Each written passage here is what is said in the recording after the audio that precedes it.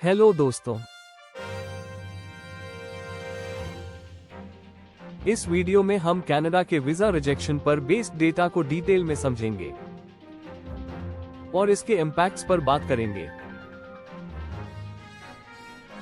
हम यह भी जानेंगे कि 2025 में ये रिजेक्शंस कैसे कंटिन्यू कर सकते हैं और कनाडा के लिए वीजा अप्लाई करने की इच्छा रखने वाले लोगों के लिए क्या चैलेंजेस और अपॉर्चुनिटीज हो सकते हैं। सो चलिए, अगर आप कनाडा में विजिट करने, स्टडी करने या वर्क करने की प्लानिंग कर रहे हैं,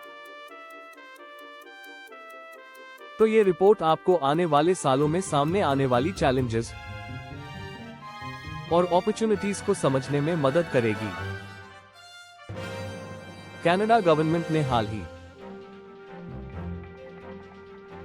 में वीजा रिजेक्शन के बारे में इंपॉर्टेंट डेटा रिलीज किया है, जो 2024 के फिगर्स पर बेस्ड है।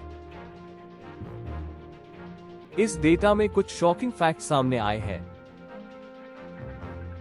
जो ये बताता है कि कितने वीजा एप्लीकेंट्स को प्रॉब्लम्स का सामना करना पड़ा है।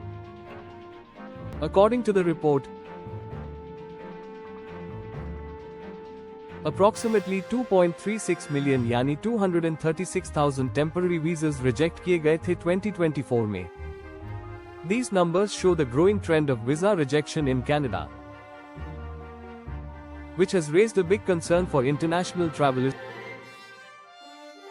students, and workers who are looking to immigrate to Canada. अब बात करते हैं कनाडा के दो मेन वीजा कैटेगरीज के बारे में, परमानेंट वीजा और टेम्पररी वीजा। परमानेंट वीजा उन लोगों के लिए होते हैं जो परमानेंट रेजिडेंसी, पीआर, सिटीजनशिप या पासपोर्ट रिलेटेड एक्टिविटीज के लिए अप्लाई कर रहे होते हैं, जिनका गोल कंट्री में सेटल होना होता है। ये एप्लीकेंट्स जनरली पीआर के लिए एक्सप्रेस एंट्री या अदर इमिग्रेशन प्रोग्राम्स के माध्यम से अप्लाई करते हैं, जो स्किल्ड वर्कर्स, बिजनेस पीपल या फैमिली रियूनिफिकेशन के लिए होते हैं। नाउ आप सोच रहे होंगे कि दूसरी तरफ टेम्पररी वीजा उन लोगों के लिए होते हैं जो कनाडा में कुछ टाइम के लिए विजिट, स्टडी या वर्क करने का प्लान करते हैं। इसमें विजिटर वीजा, स्टूडेंट वीजा और वर्क परमिट शामिल है। टेम्पररी वीजा उन लोगों के लिए इंपॉर्टेंट होते हैं जो एजुकेशन, टूरिज्म या शॉर्ट टर्म एम्प्लॉयमेंट के लिए कनाडा आना चाहते हैं। इन वीजा कैटेगरीज में डिपेंडेंट फैमिली मेंबर्स भी शामिल होते हैं। अब जानते हैं 2024 के वीजा रिजेक्शन डेटा के बारे में। 2024 में कुल मिलाकर approximately 2.36 million temporary visas reject किए गए, जो एक शॉकिंग फिगर है। इनमें से सबसे ज्यादा इंपैक्ट विजिटर वीजा यानी टूरिस्ट वीजा कैटेगरी पर पड़ा। 2024 में approximately 1.95 million tourist visa applications reject की गई, जो टोटल एप्लीकेशंस का करीब 40% थी। If we break this down further,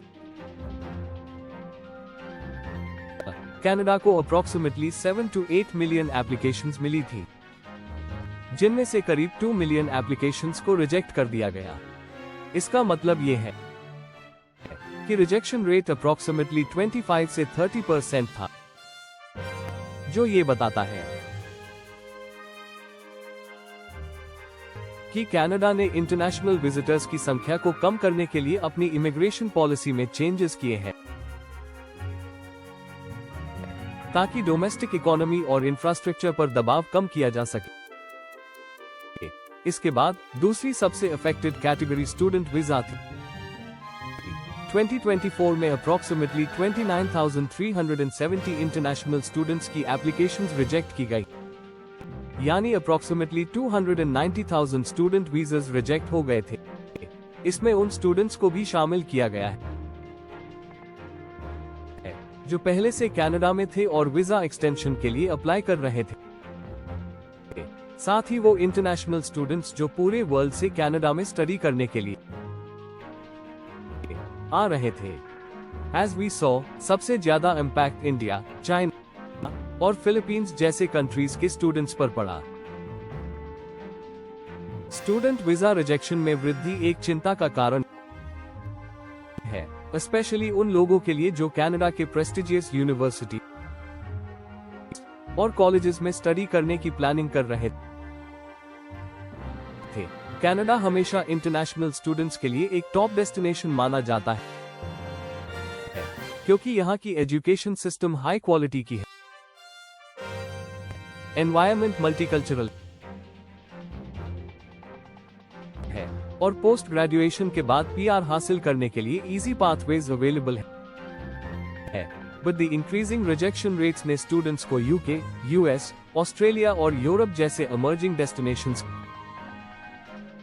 की ओर बढ़ने के लिए मजबूर किया है। वन मोर थिंग, तीसरी सबसे affected visa category work permits थी। कनाडा ने 2024 में approximately 115,000 work permit applications reject की। This is important because Canada ने लॉन्ग टाइम से इंटरनेशनल वर्कर्स पर डिपेंड किया है, स्पेशली उन सेक्टर्स में जहां लेबर शॉर्टेज है, जैसे हेल्थ केयर, टेक्नोलॉजी, कंस्ट्रक्शन और manufacturing. Work permit visa rejection से कनाडा की इकोनॉमी को लॉन्ग टर्म इफेक्ट्स हो सकते हैं क्योंकि स्किल्ड वर्कर्स की कमी हो जाएगी। Now, let's talk about why these rejections increased. 2024 में वीजा रिजेक्शन के पीछे मेन रीजन कनाडा की डोमेस्टिक इकोनॉमी पर दबाव को कम करना था। कनाडा में स्पेशली टोरंटो, वैंकूवर और मॉन्ट्रियल जैसे सिटीज में हाई रेंटल प्राइसेस और बढ़ती हुई अनएम्प्लॉयमेंट की समस्या थी। गवर्नमेंट को डर था कि अगर इंटरनेशनल विजिटर्स, स्टूडेंट्स और वर्कर्स की संख्या ज्यादा हो जाएगी तो इन प्रॉब्लम्स का सलूशन और भी डिफिकल्ट हो जाएगा। कनाडा में प्रॉपर्टी रेंट्स के बढ़ने की समस्या थी, जिससे लोकल रेजिडेंट्स को अफोर्डेबल अकोमोडेशन मिलना मुश्किल हो रहा था। To control these issues, Canada ने स्ट्रिक्ट इमिग्रेशन पॉलिसी अपनाई और इंटरनेशनल वीजा होल्डर्स की संख्या को लिमिट किया ताकि हाउसिंग मार्केट पर दबाव कम हो सके और लोकल इकोनॉमी को रिलीफ मिल सके। इसके अलावा जॉब मार्केट में भी कंसर्न्स थे। अनएम्प्लॉयमेंट रेट बढ़ रहा था और गवर्नमेंट को डर था कि अगर फॉरेन वर्कर्स की संख्या तो और अनएम्प्लॉयमेंट बढ़ सकता है। With this, in visa rejections का असर कनाडा की इमिग्रेशन सिस्टम पर पड़ा है। मेनी एप्लीकेंट्स फ्रस्ट्रेटेड हो गए हैं और अब वे दूसरे कंट्रीज की तरफ देख रहे हैं। स्टूडेंट्स अब यूके, यूएस और ऑस्ट्रेलिया को अपनी सेकंड चॉइस बना रहे हैं और वर्कर्स यूरोप और अदर कंट्रीज में जॉब अपॉर्चुनिटीज तलाश रहे हैं। इसके अलावा जिन एप्लीकेंट्स को वीजा रिजेक्ट हुआ है, वे यह महसूस कर रहे हैं कि उन्हें अनफेयरली टारगेट किया गया है, स्पेशली वे स्टूडेंट्स और वर्कर्स जो स्ट्रॉन्ग क्वालिफिकेशंस और फाइनेंशियल बैकिंग रखते हैं, फिर भी वीजा पाने में सफल नहीं हो पाए। So, now let's see what's next for 2025. Current trends के हिसाब से हम कह सकते हैं कि आने वाले सालों में रिजेक्शन रेट्स हाई बनी रह सकती है। गवर्नमेंट ने कहा है कि वह टेम्पररी वीजा एप्लीकेंट्स के फ्लो को कंट्रोल करने के लिए स्ट्रिक्ट इमिग्रेशन पॉलिसी बनाएगी रखेगी। However, this situation won't last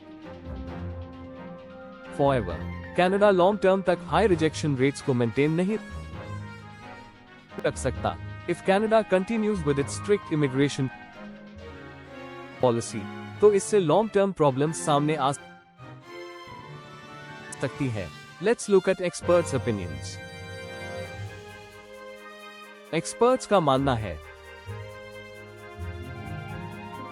कि 2026 तक वीजा रिजेक्शन रेट्स में गिरावट आ सकती है एज हाउसिंग इश्यूज रिजॉल्व होंगे और अनएम्प्लॉयमेंट रेट्स इंप्रूव होंगे। कनाडा फिर से इंटरनेशनल विजिटर्स, स्टूडेंट्स और वर्कर्स को एक्सेप्ट करना शुरू कर सकता है।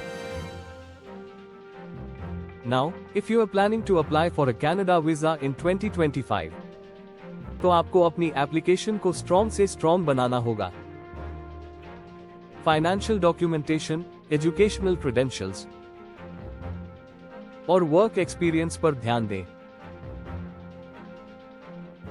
कनाडा की इमिग्रेशन अथॉरिटीज अब उन एप्लीकेंट्स को प्रायोरिटी दे रही है